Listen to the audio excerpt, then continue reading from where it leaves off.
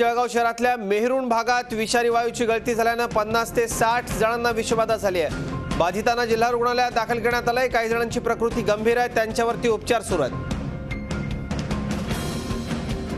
जळगावच्या सुप्रसिद्ध बोरांच्या करता प्रसिद्ध असलेला मेहरुणचा हा परिसर आहे आणि तिथं ही सांगा नेमकी ही वायू गळती कुठे झाली आहे आणि ही अत्यंत थरकापूर्ण आणि दृश्य आपल्यापर्यंत पोहोचतायत। रुग्ण अक्षरशः तडफडतायत। आज दुपारी 4:30 ची घटना आहे। त्या ठिकाणी मेहरुण मधला संत गुलाब बाबा नगर म्हणून भाग आहे। त्या ठिकाणी एका ठिकाणी भंगाराचा ट्रक खाली केला जात होता। 2-3-4 मजूर त्या ठिकाणी तो ट्रक खाली करत होते। हा ट्रक खाली करत असताना एक सिलेंडर त्या ठिकाणी पडला।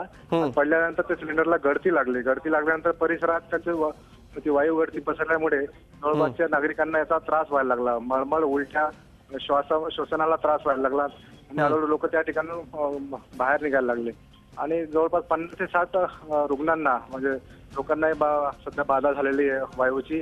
त्या ठिकाणी त्यांना विकास अत्यंत म्हणजे अस्वस्थ अशी रुग्ण सगळे दिसत आहेत। आता तिथे मदत कार्य काही होतंय का? तिथे पोहोचलीत का प्रशासकीय यंत्रणा आणि हे सिलेंडर जे ते तिथून हटवण्यात आलंय किंवा ती वायू गळती बंद झाली आहे का?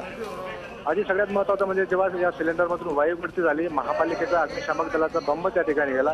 त्यांनी पाण्याचे फवारे त्या ठिकाणी मारल्यामुळे जास्त प्रमाणात ही गळती झाली आणि वायू सगळीकडे पसरण्यात आल्याची माहिती आपल्यापर्यंत येत आहे। सध्या सगळ्या रुग्णांना जिल्हा रुग्णालयात दाखल करण्यात आलं। त्याच्यातल्या 2-3 जणांची प्रकृती गंभीर आहे। त्यांच्यावर विकास ही गळती बंद झाली आहे का? गळती बंद झाली आहे का आता?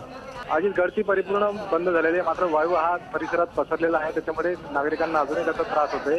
जसे ज्याला त्रास होतोय त्याला जिल्हा रुग्णालयात दाखल करण्यात आलं आहे। जी धन्यवाद विकास या सगळ्या माहिती करता। तर अत्यंत भयंकर असा हा वायू असला पाहिजे। नेमकं सिलेंडर कसलं होतं याचाही तपास यंत्रणांनी करायला हवा। पुढच्या बातमीकडे आपण जाऊयात।